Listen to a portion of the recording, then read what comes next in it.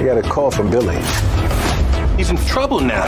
What do you want from me? I want you to be a cop again. You gotta do something. Axel, if you damage any city property...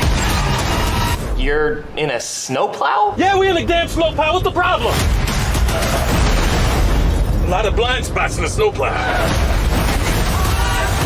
I'm on an undercover mission with Axel Foley. You're pissing off a lot of people. That means we're getting close. Y'all safe? Everybody safe? There's no seatbelt in the middle. What the hell with the seatbelt? We're on the edge.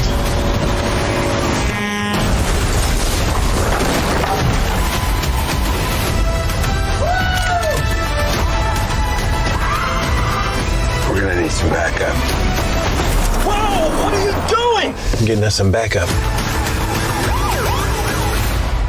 God, I missed you, Axel.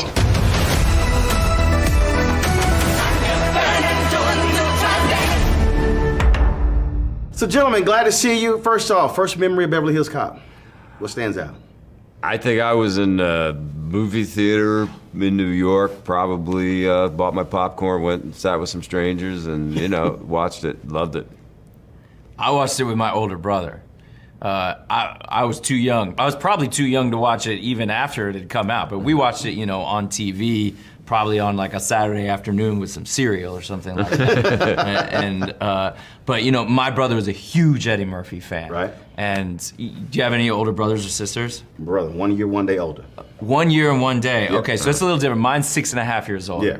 So when I looked up to my brother so much, that anything he liked took on this air of, you know, ultra coolness. And for him and for me, that was Eddie Murphy. So to now get to be playing Eddie's sidekick in the new Beverly Hills Cop movie is just incredible. It's also one of those films that were one of those franchises where people constantly quote things that happen. You could be at a party and folks who are like, we'll start recounting this and this and this and this. And so that's always, I think, also interesting, which makes, I believe, a movie really memorable when folk will recite lines or scenes from a film. Yeah. I mean, I think that one of the things, besides the fact that you just love Axel Foley and you love Eddie as Axel, is that the fish out of water story is a kind of a timeless story that works again and again and again. We were talking about Shakespeare before. You know, Shakespeare, you know, has a number of fish out of water comedies, and there's just something so great about the character of Axel, and we do it again in this movie, coming from a place that's so different, and then looking at Beverly Hills from that character's point of view is just funny and weird and great. You know, I love that piece of it, and I think it keeps playing. And Beverly Hills deserves to be made fun of. Let's be honest. Like, Beverly Hills is a lot about flaunting excess wealth. Yeah. The world doesn't need that, really, and it needs someone to come from Detroit and kind of take the piss out of this wealth worship. So when you got an opportunity for this, had you worked with Eddie before? No. No. I always Never wanted had. to, of And course. so for you, it's kind of like, all right, let's do this. Yeah. I mean, for me, it was kind of like, how is that possible that all these years paths have never crossed? You know, as you know, I've famously worked with a lot of people. Yeah, you are the king of the six degrees of separation. Right. So he was a first. Yes, For it you. was the first time, and certainly a bucket list gig. You know, he is Now people who play 6 Degrees of Kevin Bacon are going to use Eddie Murphy all the time. 'Cause Right. he's also worked with a hell of a lot of people. He's worked with a lot of people, He's going to too. be the first step in a lot of those games. Yes, that's true. On set, in terms here you're dealing with one of the funniest people in history. He doesn't try to be funny, though. You know, it's not like. But did you try to make him laugh? Oh, not really. If you try to make him laugh, that's not the way to make Eddie laugh. In my experience, like, he'll laugh if you just tell him a real story from your real life. He'll find the humor in it. Got Right. it. For you, in terms of playing, you know, not so nice of a guy. That's the understatement. Not the same as your character out of Boston, though. Right? No, he's a different kind of bad guy. Yeah. Listen, I mean, I mean that's a pretty good example. I mean, people who are have questionable moral values. Sometimes I like to go there. You know, I don't know why I find myself in that situation, but to me, it's really about making them different. And if you look at those two guys, they're really cut from a different cloth. So that's what's fun for me. And of course, you're a different character, good guy here. But I was cracking up. So the helicopter scene. Yeah, he's a good guy. He's a terrible helicopter pilot. Right. So how hard was it not to just crack up when he kept cussing you out because of your flying? Such a great scene. Oh my God, I loved it. It was so fun to see again. Thanks, man. Thank you. Yeah, let me just sorry to interrupt you. Please go. My wife was just screaming. She's like, oh, she's a very vocal.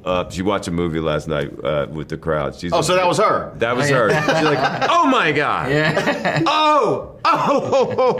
All through the helicopter. She's like, honey, all right, goodbye. Well, that's because that helicopter really did that. It wasn't me really flying it, but they had a real guy, or this incredible stunt helicopter pilot that really did do that stuff, falling off the building and coming really close to the street and coming really close to the bus. Like nowadays in a lot of action movies, it's all just CGI. It's all visual, digital effects. It's fake. Right. But this was a real helicopter doing these real things. They just photographed, and I think you can still feel that realness. You really can. Yeah, well, that was again. You saw the interaction. Again, I'm just sitting here going, I'm like, I know, because how he was just cussing you out through the whole deal, and you like, please shut up. Yeah. It was funny. It's really funny. Last point for both of you. I always ask this question of book authors. Your wow moment making this movie. Just that one thing where even you went, oh, wow. I'll tell you, it relates to the helicopter. Of all the things that I've done and been thrown into, all kinds of, crazy situations, physical, whatever, on movies, the thing I've never done is they have these cars where I'm driving, but I have no control over the car because the driver's on the roof of the car with controls that actually operate the car, and swinging through a bunch of stunt drivers and these guys in the helicopter rig next to it. And they said to me right before we said action, somebody said, just hang on, because this is going to be a little disconcerting. And let me tell you, it was fun as shit. I mean, I was just like, this is so fun. I love what I do for a living. It was great. Shooting at these guys, and it was funny. That was a crazy day. Yeah, it was. Shutting down Wilshire Boulevard, Yeah. and we're in this hydraulic helicopter rig.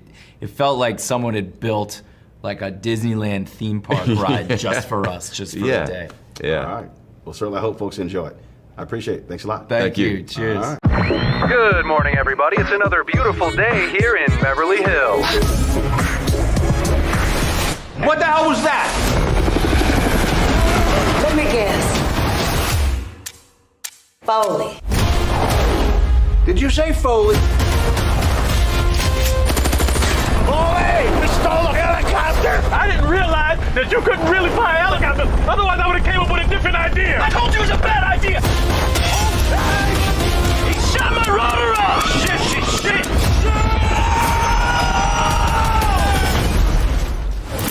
This is very embarrassing. Part of me rather get locked up than get put in this little Fisher-Price looking squad car. Y'all are the Lego cops. Jane, hey, this is your father. Before you hang up, I'm in town. I've been arrested. Hello? You sure y'all paying y'all's bills? Because this phone don't work. This isn't my first time in Beverly Hills. Yeah, I saw that. 84, 87, and then 94. But this place has changed a bit. What brings you back to 90210? I got a call from Billy. He's in trouble now. What do you want from me? I want you to be a cop again. You gotta do something. Axel, if you damage any city property... You're in a snowplow? Yeah, we in a damn snowplow. What's the problem? A lot of blind spots in the snowplow. I'm on an undercover mission with Axel Foley. You're pissing off a lot of people. That means we're getting close. Y'all safe? Everybody safe?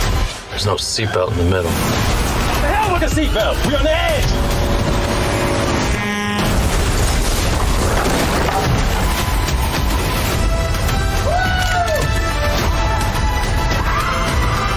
We're gonna need some backup.